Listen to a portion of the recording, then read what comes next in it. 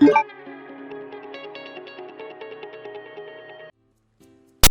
guys, SimbaSdim Gaming here, and as the title of the video suggests, this video is about Alan Wake 2.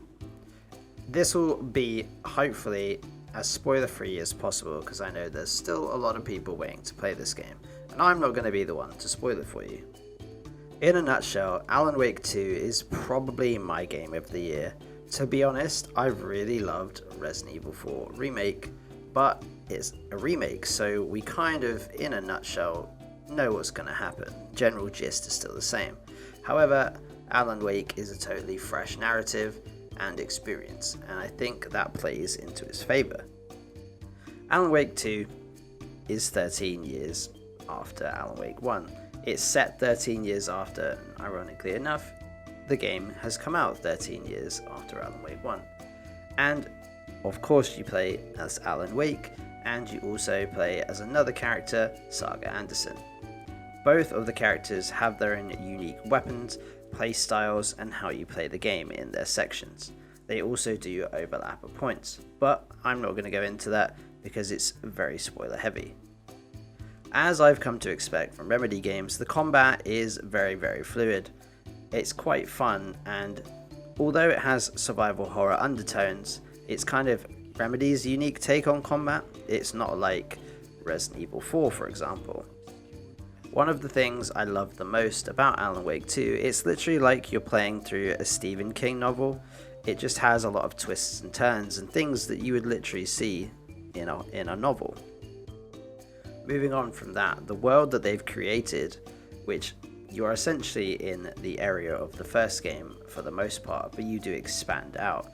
Bright Falls and Watery, for example, they just look really well lived in, and the characters are all very realistic and lifelike, and that is one of the things I like the most. Remedy always do a good job on making their environments and characters come to life, and this is no exception.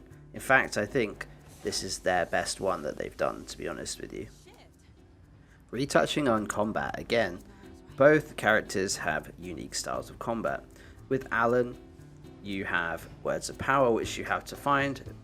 You can upgrade your weapons or skills using that. Alan gets less weapons, but it's still quite fun.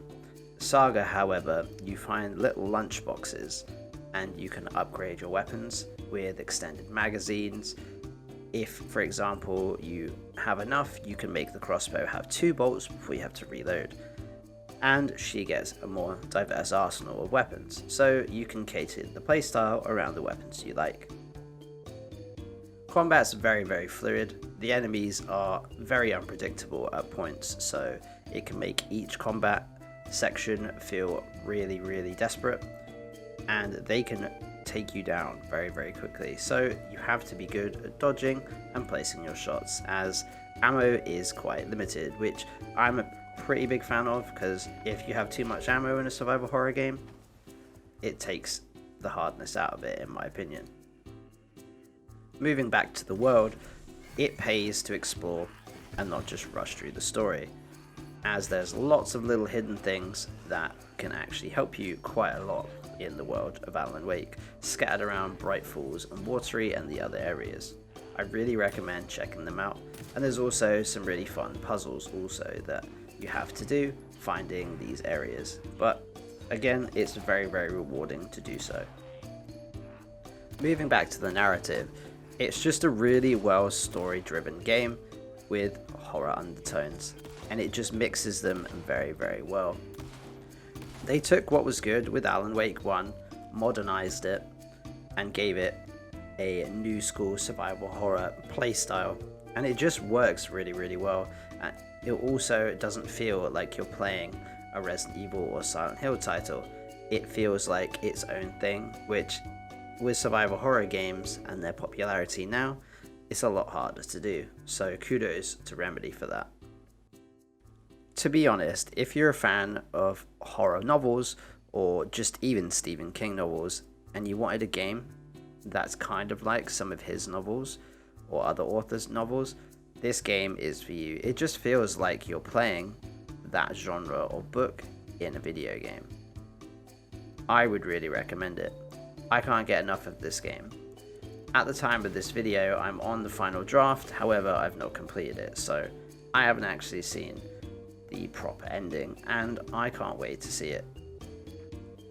Basically, in a nutshell, if I had to sum up Alan Wake 2, it's a story-driven survival horror game that doesn't hold your hand and takes you for a ride and makes you want to know more.